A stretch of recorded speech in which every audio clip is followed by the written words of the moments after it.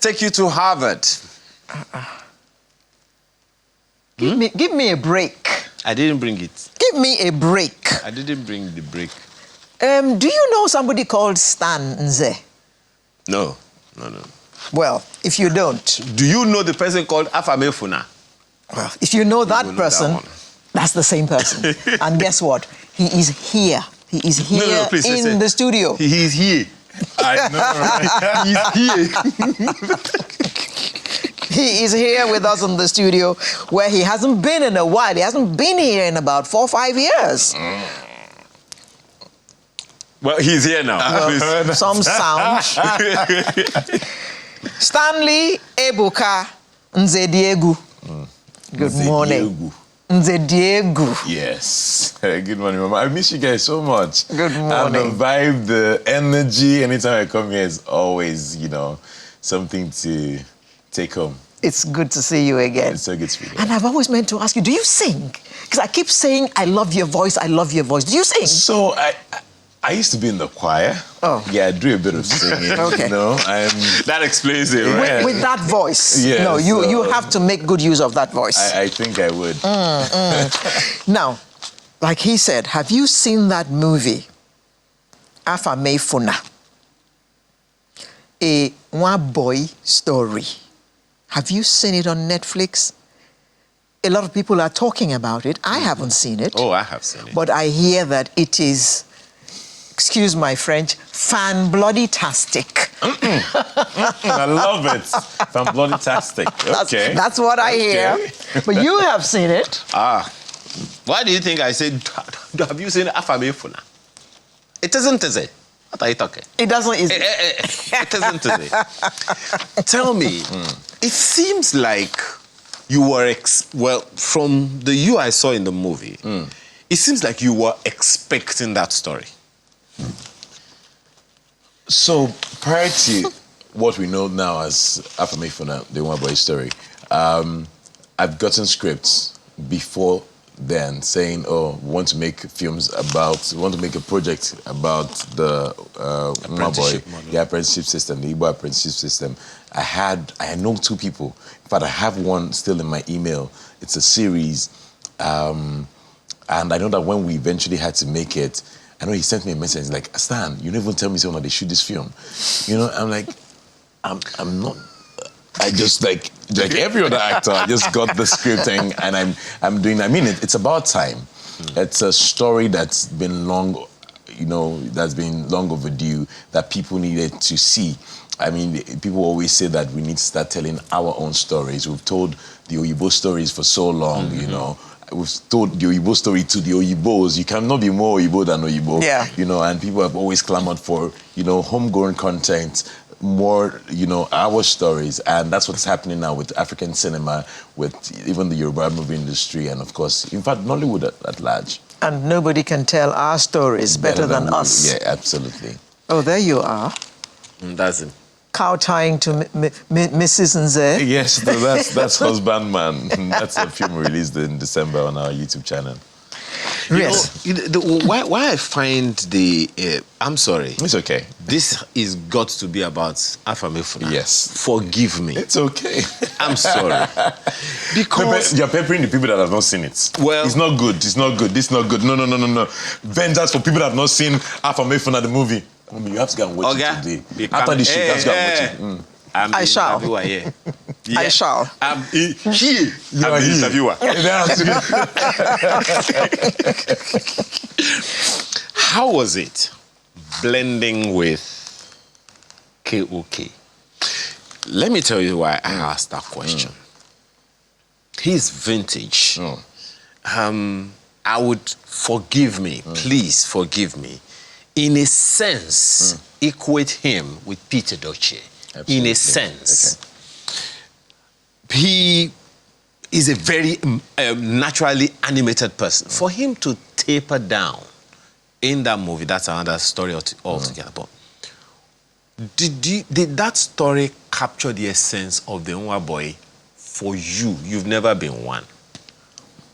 So I lived with Nwa Boy when I was growing up. My uncle had conflicts of businesses Oh. in Enugu and Meduguri, and so I was aware of the system. In fact, whenever I was on holiday, I was assisting them. So You were in one boy yourself. Yes, I was in myself. So they would go to so they had a filling station in Enugu. So whenever they went to the shop on Sundays, I would join them. I would follow and sell fuel.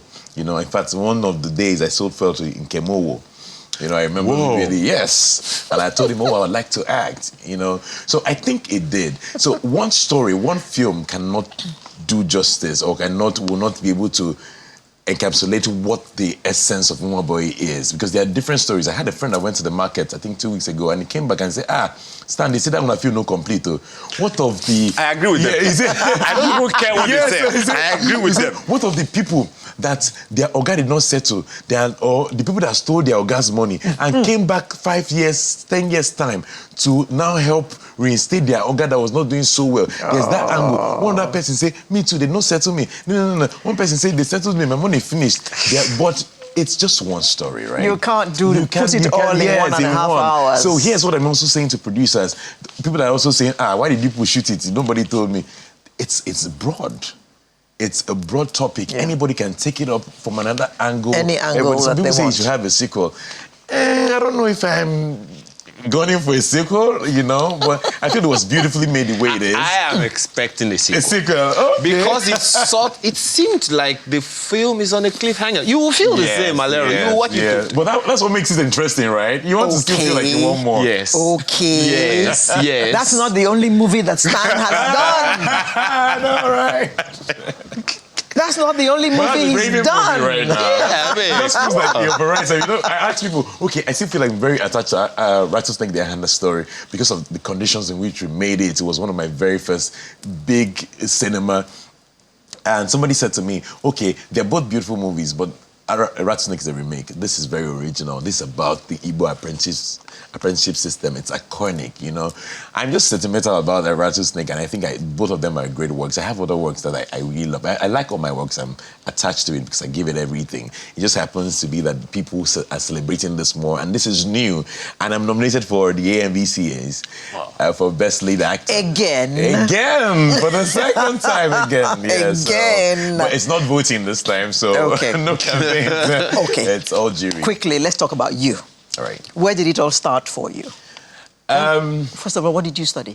Computer science. Computer Oh, science. Jesus. So in School University, computer science. I entered school 2006, and I joined a theatre group. Well, prior to when I entered school, 2005, I was doing a pre-science program.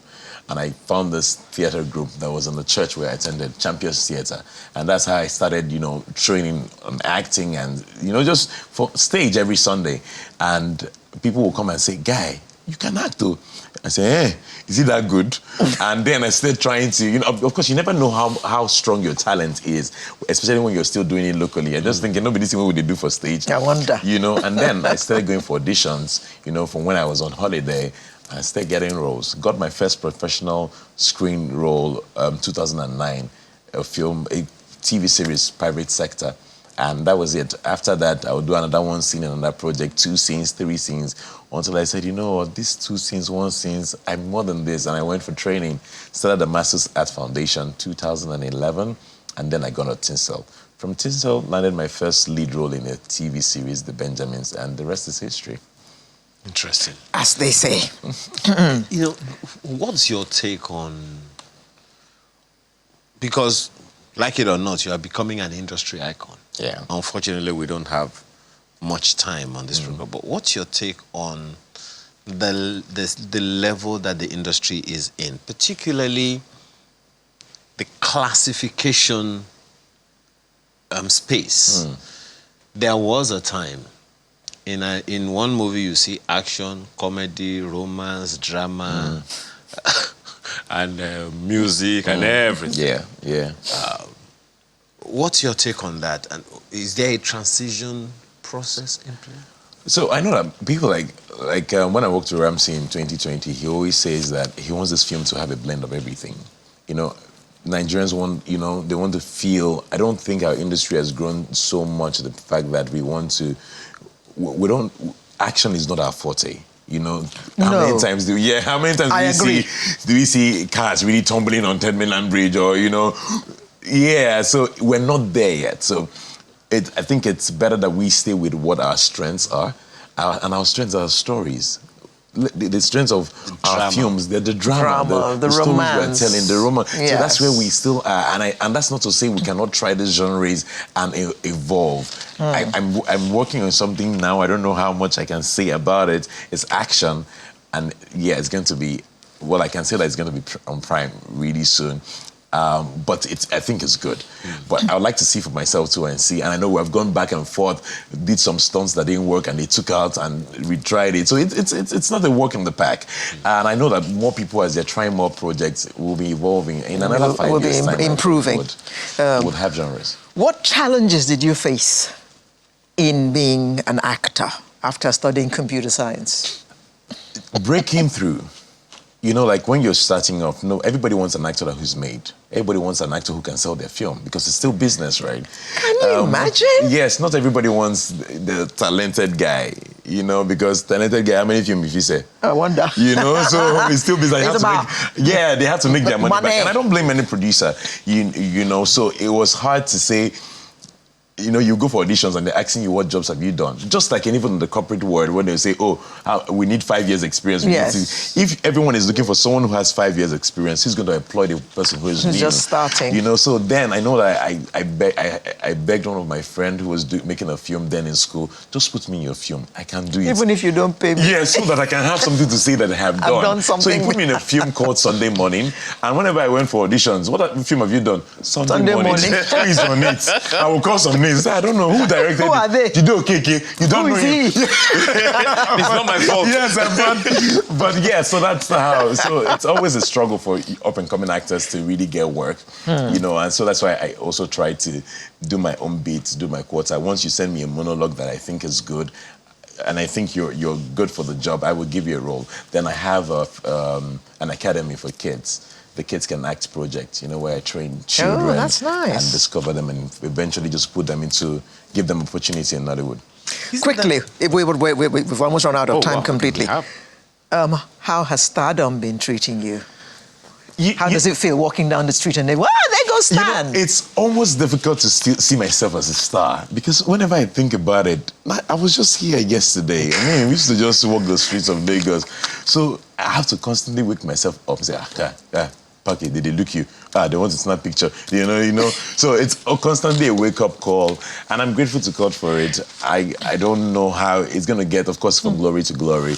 I'm just praying for grace to, still remember the roots and just still stay there, because, the way up is down. One last one. What's your greatest aspiration as at this moment? It could change tomorrow. My greatest aspiration as at this moment is to create impactful work. Not to win the Oscars, or what's that one they win?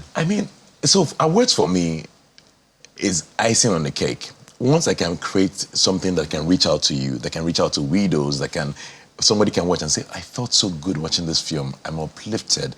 Stan, I get DMs and say, this film, Stan, that's the award for me. If I get an MMVCA, if I get an Oscar, if I get an AMA, that's now okay. Icing on whatever cake, the audience has shared with me. So that's it for me. And what's it like being married to a star? It's and all of a sudden that humble you. It's such a great experience. Apart from being a star, I'm married to one of the most beautiful women on earth. What do we expect? Yeah, she's kind, she's gentle, she makes me laugh.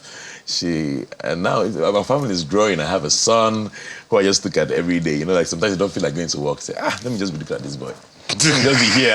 I did this. Yes. So, it's such a great experience, and I'm so glad for all God is saying. Stanley Ebuka Nze Diego. I like how you call it. Stan Nze.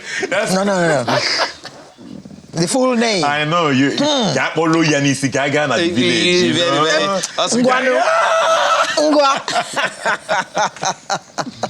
Yes, and Stan won the 2022 AMVCA award under the Best Actor in Drama category for the role he played in Rattlesnake. No wonder. and he's been nominated again for Ahamaifuna. Yes. Afamaifuna. Please. Afamaifuna. Thank you. Okay. Thank you for coming, Stan. Thank you for Good to see you It's again. always a pleasure to be here. Thank you. Guys. And that is what we call a wrap. That's Sunrise for today. We'll bring you a fresh edition next week, he being our strength. I'm Leroy Du, wishing you all the best and see you next week. Do yourself a favor and love you first. Everything else will fall in line. I'm Ayo Makinde. Have a wonderful rest of your weekend. Bye-bye.